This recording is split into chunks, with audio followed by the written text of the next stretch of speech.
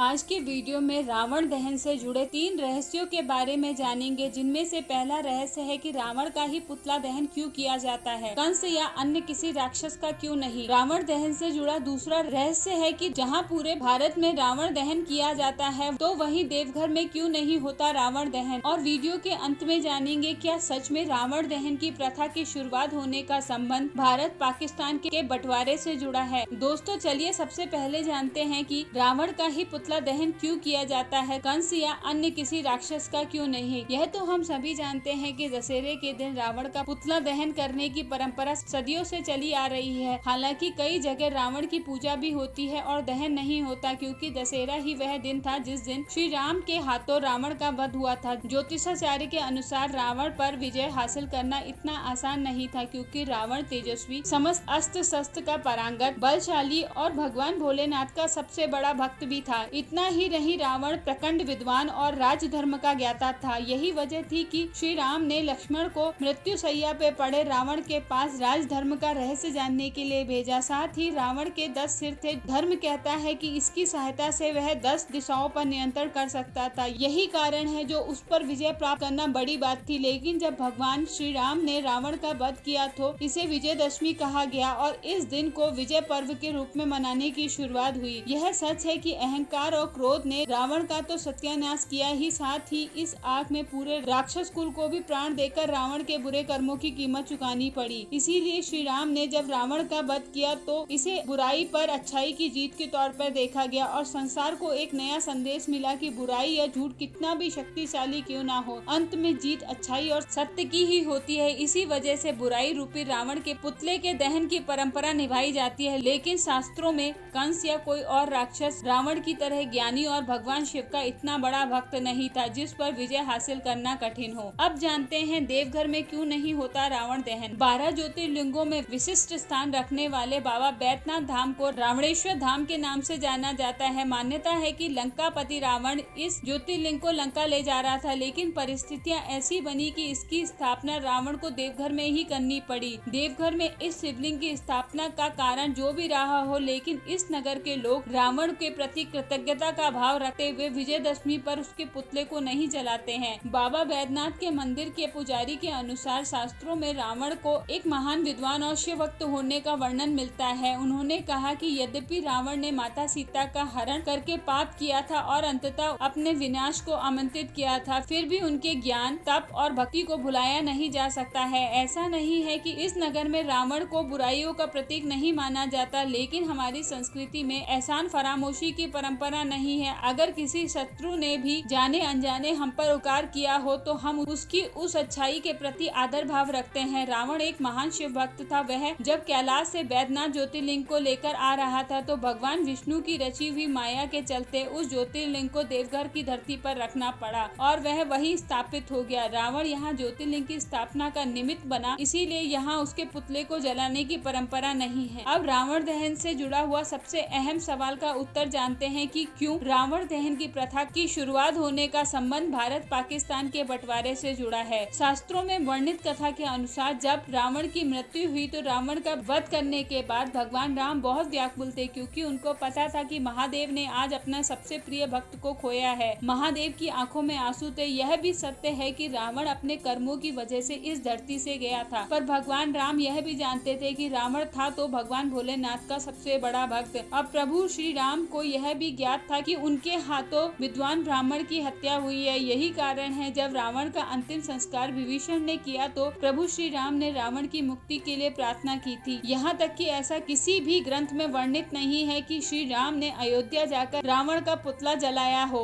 अब आपके मन में यह सवाल होगा, तो यह रावण दहन की प्रथा कब से आरंभ हुई। आपको जानकर हैरानी होगी कि रावण दहन पहली बार भारत पाकिस्तान बंटवारे के बाद साल 1948 में पाकिस्तान से भारत आए कुछ शरणार्थी परिवारों ने शुरू किया था। रावण दहन कार्यक्रम की शुरुआत बहुत छोटे स्तर पे की गई थी, लेकिन बाद में इसे और ज्यादा भव्य रूप में किया जाने लगा। आपको रावण दहन से जुड़ी संपूर्ण जानकारी जानकर कैसा लगा, कमेंट बॉक्स में जरूर लिखें और सनातन धर्म से जुड़े ऐसे और वीडियो देखने के लिए मेरे चैनल को सब्सक्राइब करें।